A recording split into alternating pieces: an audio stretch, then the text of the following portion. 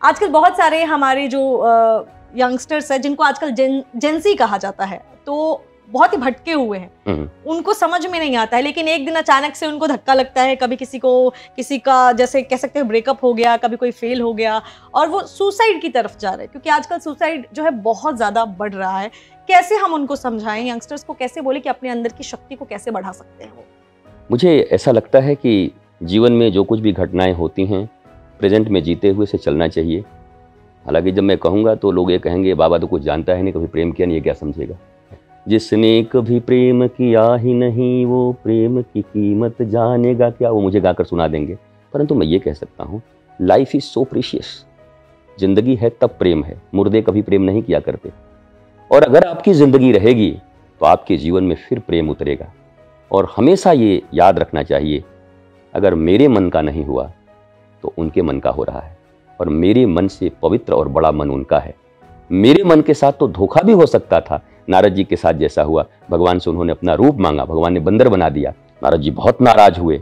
भगवान ने कहा तुम्ही ने कहा था जे ही विधि नाथ हो हित मोरा, तुमने मुझसे वरदान मांगा और अंत में कह दिया जिसमें मेरा हित हो वही करना, तो तेरा हित इसी में था नारद, इसलिए मैंने इस बंदर का मुंह बनाया। मुझे लगता है लाइफ को रखिए, और जिसको आपकी कदर नहीं है आप उसकी इतनी कदर क्यों करते। माँ ने जिन्होंने जन्म दिया आपको कलेजे का टुकड़ा मानती, पिता आपके हाथों को पकड़ के चलते हैं, भाई बहन आपको कितना प्यार करते हैं, आपके मित्र आपको कितना प्यार करते हैं। अजी छोड़ो, मैं आपको नहीं जानता हूँगा शरीर से, पर मैं आपको बहुत प्यार करता हूँ। तो शरीर मत खोना, बल्कि आप खड़े रहना, आगे बढ़ जाना। कोई बहुत बेहतर परमात्मा ने प्रसाद आपके लिए रखा होगा।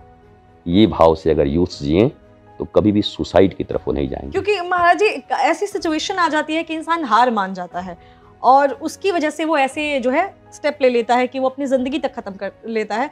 इसीलिए सवाल पूछा क्योंकि बहुत सारे लोग जो है हमारे कमेंट सेक्शन में अपनी प्रॉब्लम्स लिखते हैं, और किसी ने ये भी कमेंट किया था कि 24 साल की उम्र है और मेरे पास कोई सॉल्यूशन नहीं है और अब मुझे ऐसा लगता है कि मुझे मेरी लाइफ ख़त्म कर देनी चाहिए। इसीलिए मैंने ये सवाल आपसे पूछा, क्योंकि आप अगर शायद बताएं तो उनको ज़्यादा ये चीज़ें समझ में आए कि किस तरीके से अपनी हार को, अपनी प्रॉब्लम को, अपनी नाकामयाबियों को टैकल करना है। आप शायद बोलेंगे तो वो ज़्यादा समझेंगे।